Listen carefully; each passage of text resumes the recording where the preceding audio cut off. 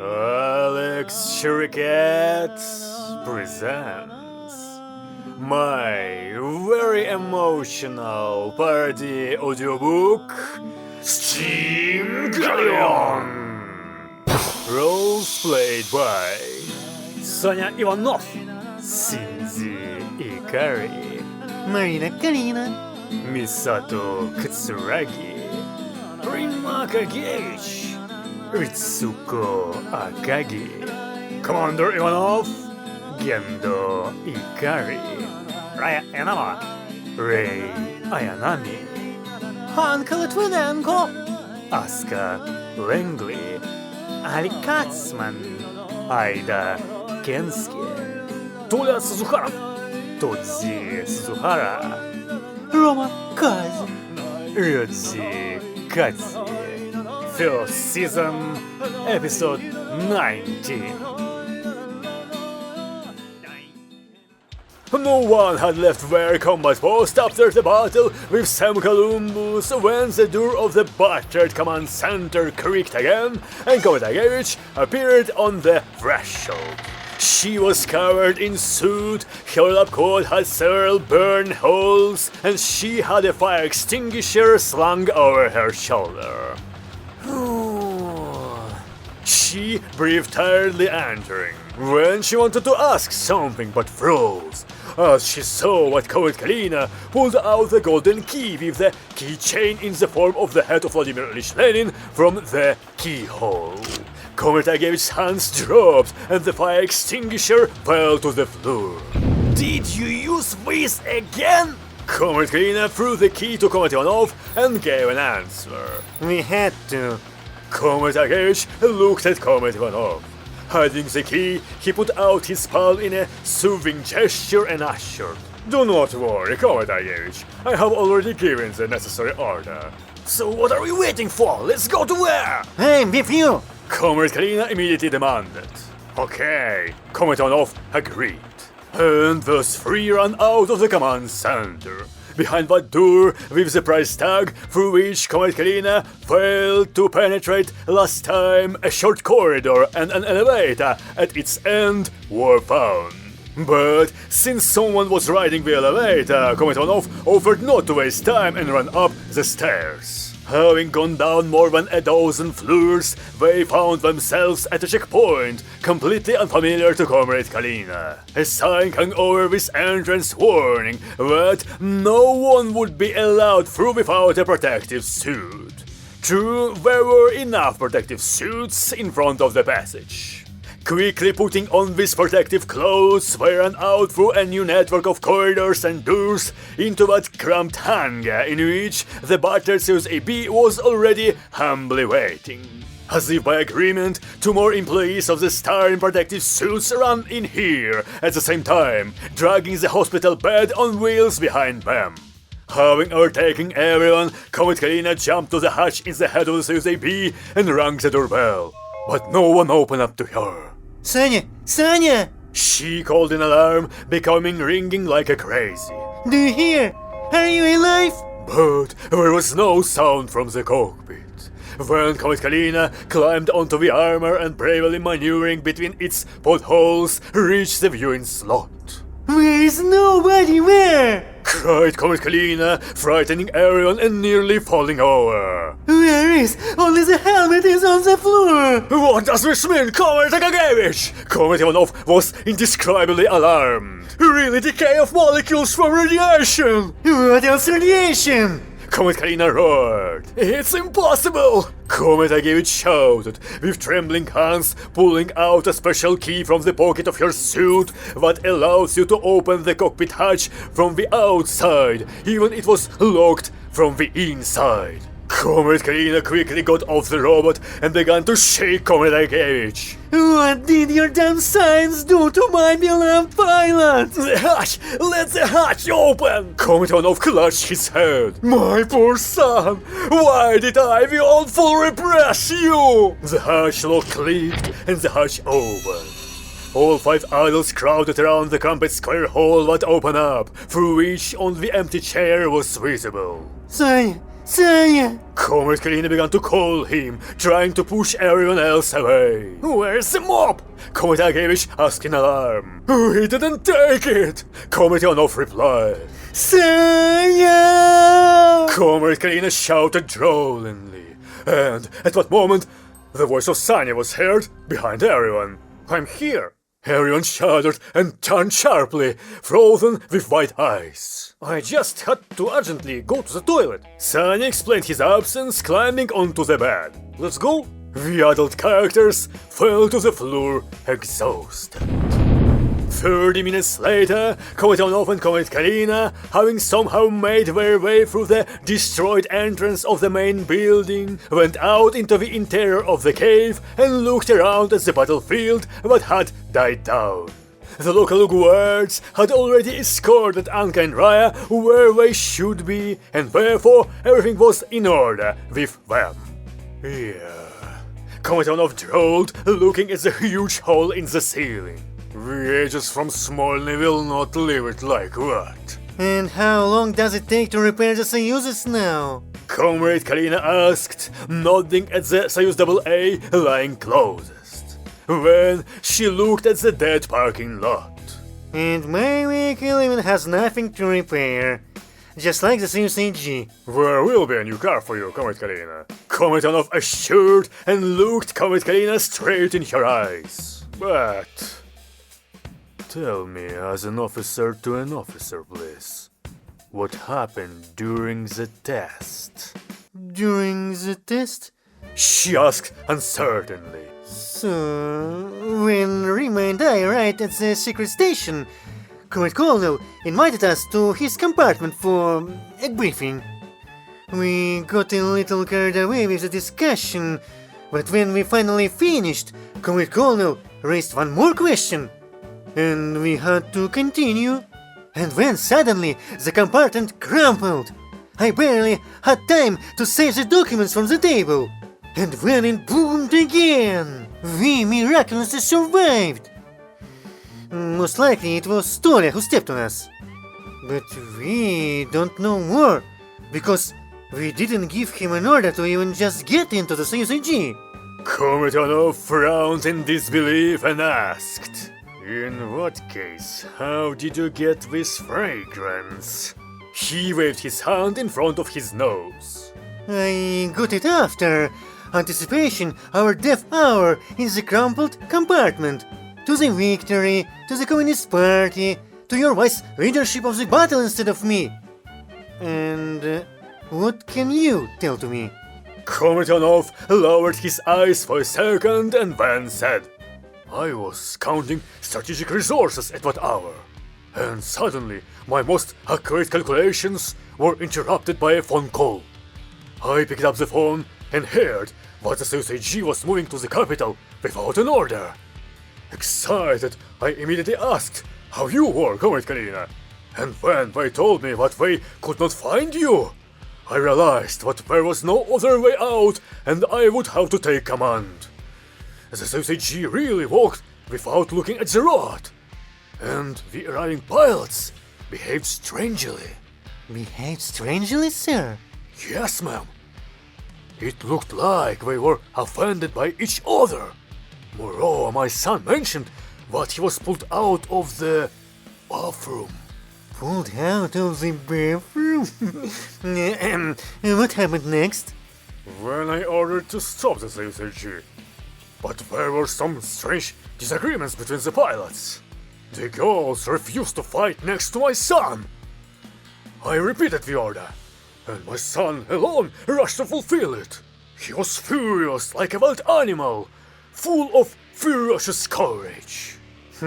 You seem to have scolded him recently. Well, I did it like a father, and he literally tore the Soyuz AG to shreds. I were done, you see. I asked him to stop, but my son did not seem to hear my plea. And what about Tolia? Tolia was pulled out of the broken cockpit, sobbing with 3 streams of tears, and as if he had experienced a heavy grief. And therefore I postponed his interrogation. He is in the sanatorium named after the cap of Vladimir Ilyich Lenin. In any case, It will be necessary to make an investigation of what happened. Investigation. Listen, Comrade Ivanov. So, we have a familiar investigator. May we connect him? Why should we trust strangers? Do you mean Comrade Svistulkin, Comrade Kalina? Yes, sir. Indeed, it's a good idea, Comrade Kalina. I serve the Soviet Union. Can I go, Comrade Commander? I would like to talk to the pilots. You can. And then take them home. And you can rest today too. Take? But on what? Even our service vehicles were destroyed. Take a taxi. But I have 3 rubles in total with me. Don't act like a civilian, Comrade Kalina. Tell a taxi driver your requisition in his car. Well, okay. Having saluted, Comrade Kalina turned and walked back into the ruins. Here Comrade Ivanov snapped his fingers and said, "Wait a second, Comrade Kalina, one more thing." What? She asked as she turned around. "Try not to be late for work tomorrow. You and I will have a lot to do." And what will we do? Oh, what are you talking about, Comrade Kalina? Since we don't have a backup command center, we'll need to make repairs on ours. Comrade Kalina beamed. Repairs! The task is clear, Comrade Commander. I've always wanted to cover the walls there with wallpaper. Glad to hear it. It's so.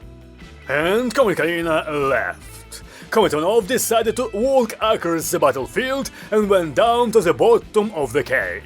And there he came across Comrade Kazin carrying his piglets under his arms. Comrade Ivanov put his hands on his sides and said sternly, "Well, well, Comrade Kazin, what explanation did you prepare for command?" It's a strategic food reserve. Well, shouldn't it be frozen until further notice? Comrade Kazin's brain began to generate a suitable answer, but at that moment, third engineer rolled down the slope and breathlessly reported. "Comrade Ivanov, you urgently to the phone. Desmoilny." Damn it! Did we already know? There's a bell hanging around my neck! Looking suspiciously at Comrade Kazin, Comrade Ivanov began to climb up and threw over his shoulder. "We will continue later, Comrade Kazin." Having reached his office with all possible speed, Comrade Ivanov jumped into the booth and joined in the conversation. "Hello, comrades."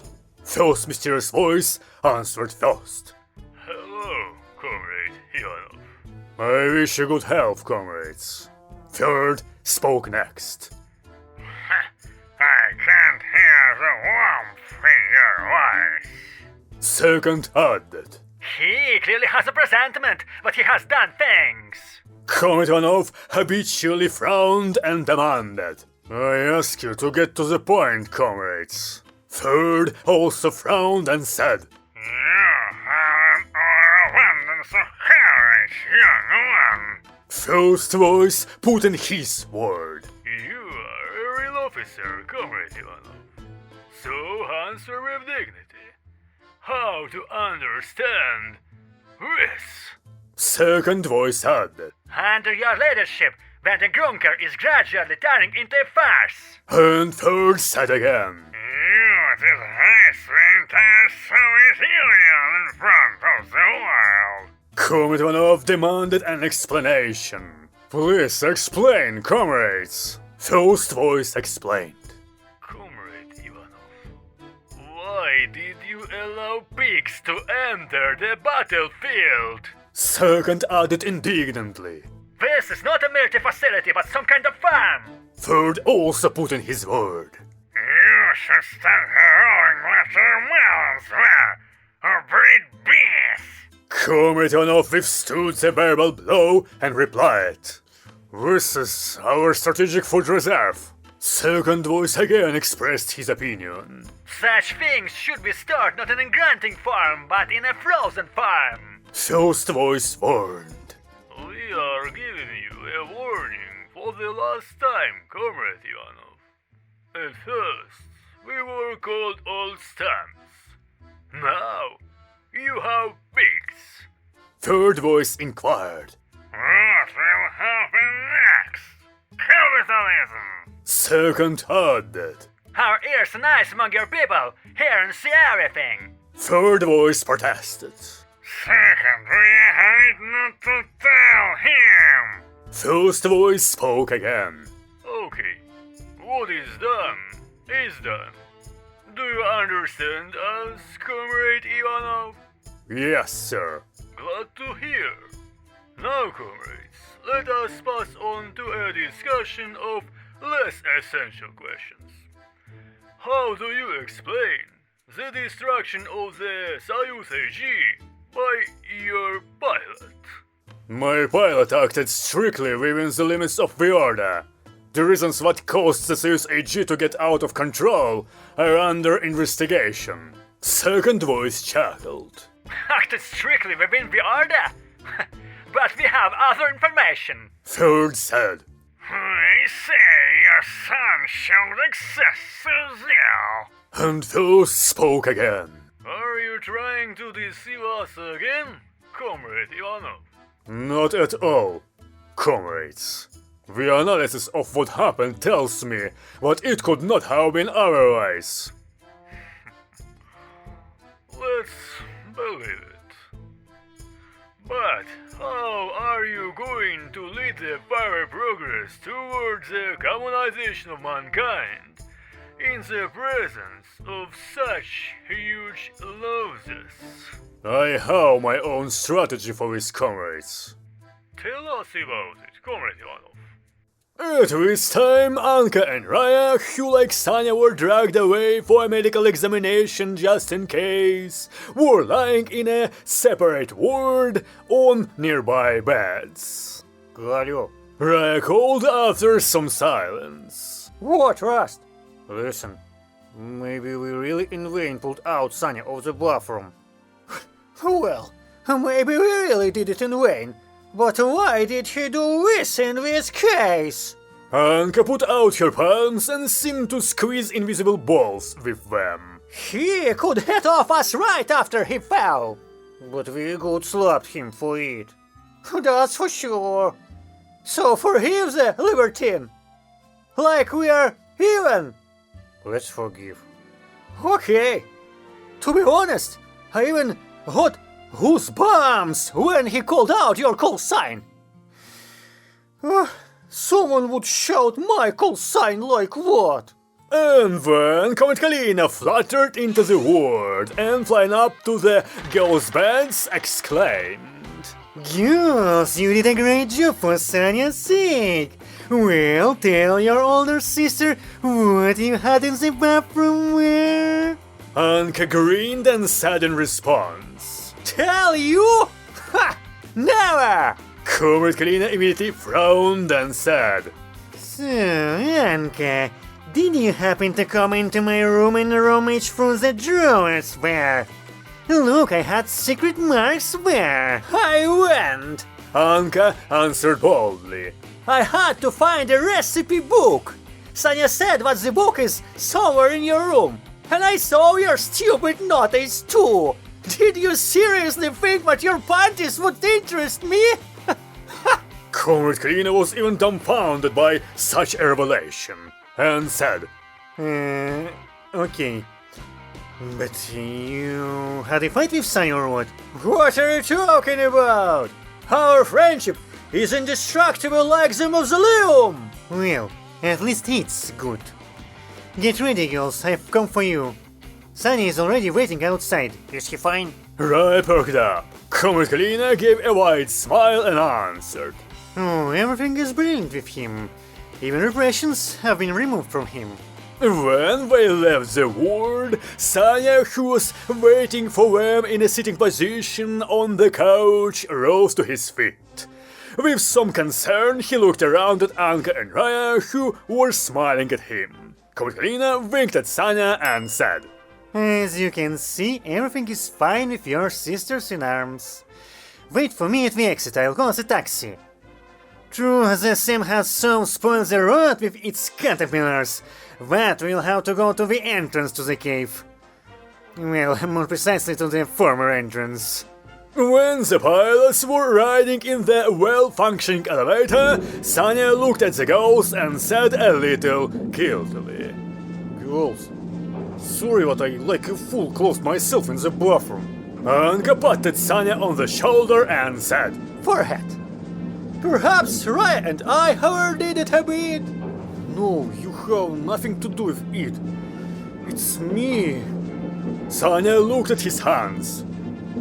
I don't know how to say, girls. Well, it's already left behind our asses. Conciliatory insisted Anka, and the elevator just stopped, reaching the top floor. Having finished his conversation with the ages from Smolny, Comet Ivanov left the booth thoughtful. Damn, he thought. Who is the informer of the old stumps? If we assume that this is cousin, then it's not clear why he framed himself by talking about the pigs. On the other hand, it could have been his tactical move to avert suspicion from himself. But what if it was Kalinina? But imagining the face of the laughing Comet Kalina and her talk about panties, he put this thought aside. No, it's impossible. In what case, Akagevich? Who would I suspect less than others? Think, Yanich, think. Who will benefit more from the fact that the old stumps will know about our failures?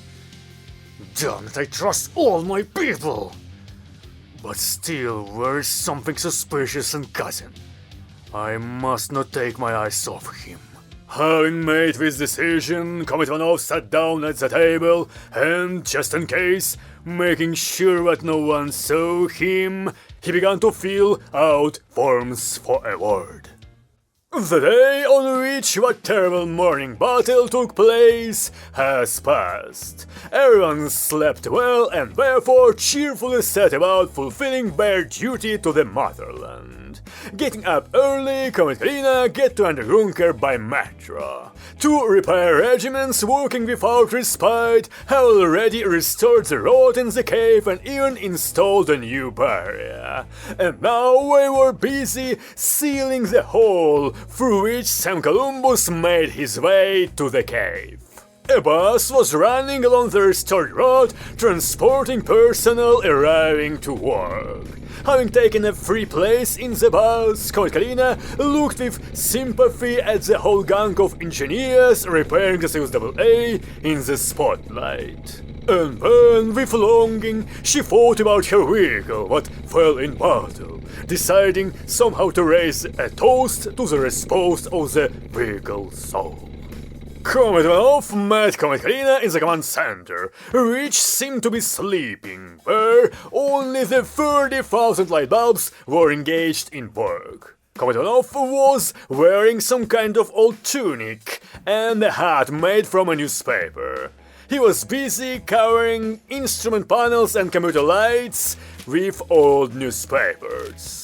"Thank you for your timely arrival, Comet Kalina," he said cheerfully, reading some article along the way. "Join, please." One moment, I'll change clothes and come. She replied. Having shown unprecedented synchronization and harmony, Comet Ivanov and Comet Kalina in one working day covered the ceiling with fresh whitewash and even puttied the walls. And never for all this time having quarreled. Toward evening, having asked each other to leave work a little earlier, they went to a store to buy new building materials.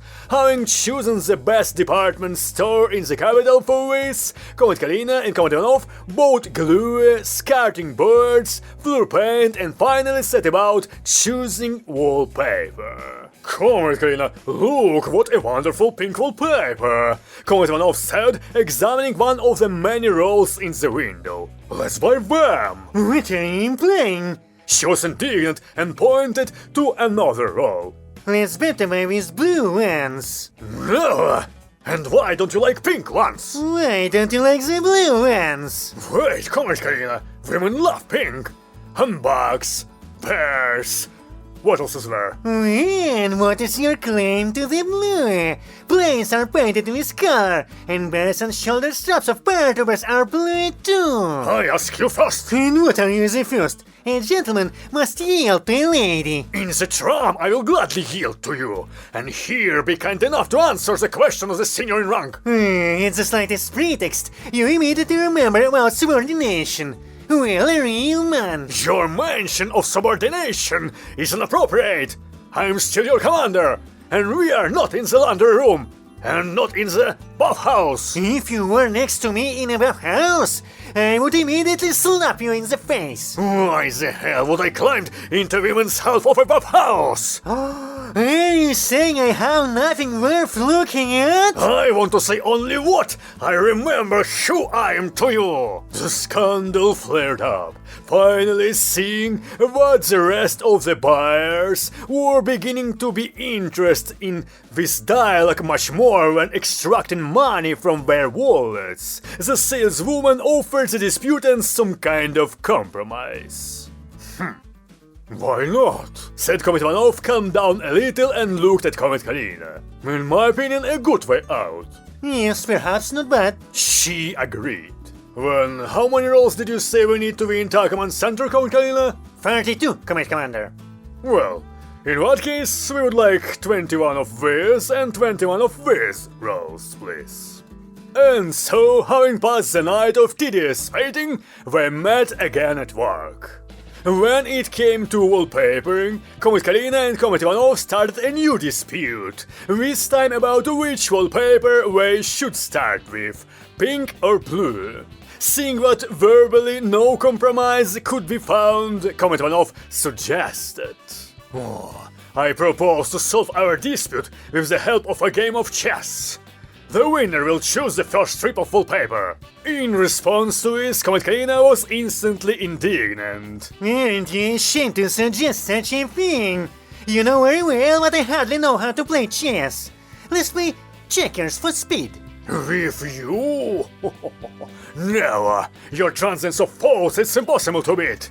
And by the way, it's not proper for an officer to act rashly. A new verbal altercation flared up about a game that could help choose a wallpaper.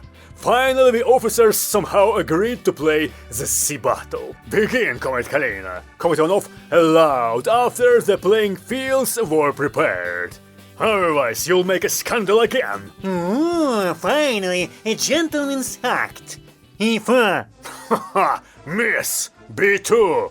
Damaged. B3. Damaged. B4. Miss. Well, Well, A1. miss. B1. Miss. What does miss mean? What kind of ships do you have? Do not you, by chance, invent the Tetris game? I have my own shipyard. I build the ships I want. C3. Destroyed. D5. Damaged. E5. Damaged. F5. Destroyed, damn it. Having lost in the end with a devastating score, Comet Ivanov took a roll of blue wallpaper and said vindictively, I'll remember your square flagship one day, Comet Kalina.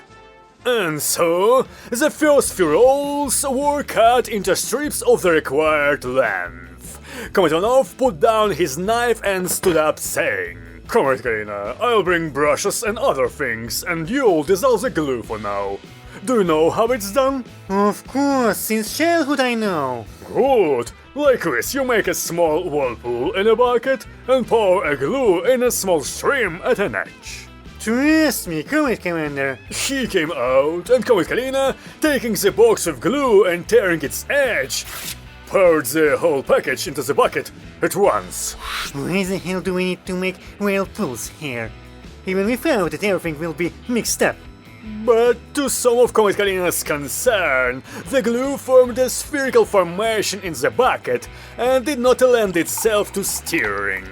What the hell is that? She did not understand, angrily stirring the potion with a wand. And then Comet Ivanov returned. How is the glue, Comet Kalina? He asked. It's ready. Comet Kalina reported, standing up and blocking the bucket with her. Let's start, he ordered, picking up a brush. Maybe I'll spread the glue myself? Oh, if you wish, please, Comet Kalina. What a hard worker you are today! Comet Ivanov climbed onto the stepladder and began to draw a level line on the wall, while Comet Kalina, looking around at her boss, began furiously stirring the glue, trying to dissolve the ill-fated lamp. Finally, realizing the futility of this act, she, with a bad feeling, began to smear the first strip of her cherished blue wallpaper with the resulting substance. Well, Comet Ivanov said, getting down from the stepladder and heading towards Comet Kalina. Let's put glue on the wall. Comet Ivanov, maybe I can do it myself too? Such industriousness already seemed suspicious to him, and he, silently going up to the bucket, looked into it. So I thought, Comet Kalina. Did you make a whirlpool? Almost, sir. Almost. It's good that we bought an extra pack of glue. But if now there is not enough wallpaper, I will draw you in the full growth in the form of a maid and hang it here to close the gap. But instead of fear, Comet Kalina, for some reason, snorted with interest and began to imagine something. Or in a buffing suit, Comet Ivanov added, seeing what his threat backfired. Comet Kalina chuckled even more interest. Comet Ivanov handed the bucket to she and ordered, pour out your product and bring fresh water. After spending the rest of their working time hanging wallpaper and constantly blaming each other for their inability to Keep the work with wallpaper their straight, hands, idiot. Comet Kalina and Comet Ivanov, little by little, papered over the entire center. Fortunately, there was enough wallpaper and even a little left. What a beauty. Comet Kalina said, looking around the alternating blue and pink stripes. I have to agree. Comet Ivanov nodded. We'll paint the floor tomorrow. Others out, after another 2 days, the command center simply shone. And so, believe it or not, but another morning in Sanya's apartment again began with a phone call. Comet Kalina came out of the kitchen and picked up the phone. Hello, Ivanov's apartment. Hello? Comet Ivanov replied her. Comet Kalina, are you already so brave? Commendable? Well, I served the Soviet Union. She shrugged. What, a combat alert again? No, but I asked you to come to Endergrunker and take all 3 piles with you. Arrive early, so we won't be too late for school. It'll be done, sir. Calmly answered Comet Kalina, extremely obedient today. Good. In that case, I'm waiting for you. Yes, please come straight to my office.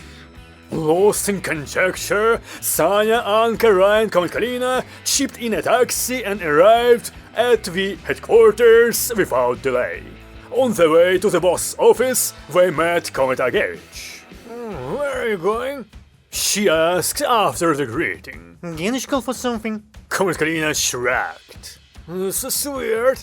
And me too. Probably he decided to scold us for something. Anka also suggested. Maybe he's going to ask about the bathroom now. When I'll play partisan. Raya said. And I'll say nothing. Sanya asked. When let's assume that we are from the same partisan detachment, Raya. Entering the office, everyone was alert. In front of the boss, sitting at the table, lay something covered with a handkerchief. Line up, he ordered. They lined up. Comet Kalina, step forward. Comet Kalina swallowed and stepped forward. Then Comet Ivanov suddenly smiled and took out 4 boxes for military awards from under his handkerchief and handed them to Comrade Kalina. Help us, please. She immediately relaxed with relief and took the awards. And the rest of the heroes, including Comet Agevich, were breathless with anticipation. Comet Ivanov took a folder from the table and, opening it, began to read. For the courage and stamina shown in battle, as well as for the unswerving will to win, Anka Litvinenko is awarded the Medal for Military Merit. Everyone with free hands applauded. The boss took one of the boxes and handed it to Anka. Then he continued. For the ingenuity and courage shown in battle, as well as for selflessness, Raya Anomala is also awarded the Medal for Military Merit. Alright, can be rewarded every week. Comrade Kalina added sincerely, handing over the next box. Raya, you're our pride, Comrade Agevich said. Comrade Onov winked at his son and continued on. Despite the protest of the old stamps from Smolny for the exceptional valor shown in battle, as well as for the furious sense of military duty, Ivanov Jr. is also awarded the Medal for Military Merit. Ooh, Sanya! Handsome! Comrade Kalina rejoiced. Sashka, congratulations! Anka said. All the halls are yours! Well, what are you talking about? Sanya was shy. But the awards didn't end there. Komitonov turned to Komitagevich and read. For the heroism and selflessness shown in the combat situation during the fight to save equipment, Rima Gagevich is awarded the Medal for Courage. She gasped and almost collapsed on the floor. And then she stared at her first medal in an open box, unable to say a word. Comrade Kalina did not even have time to think anything sad and a little offensive, as the boss turned to her and said, Well, Comrade Kalina, for the decisiveness, perseverance, fearlessness shown in battle, as well as for the desire to join the fight, Comrade Kalina is also awarded the Medal for Courage. Everyone applauded even more than before, and Comrade Kalina herself simply blossomed. Really? She asked softly in disbelief. And me too? That's right, Comrade Kalina. Komitonov confirmed with heart, pulling a fifth box from under the handkerchief and opening the box. Where with pride. Comrade Kalina took her award, pressed it to herself, and barked happily. I serve the Soviet Union! After that, the awarded heroes began to congratulate each other and express positive emotions in every possible way. Finally, when the storm subsided a little, Komitonov drew attention to himself and, suppressing a smile, said, There's something else, Comrade Karina. She was even very unasked. What?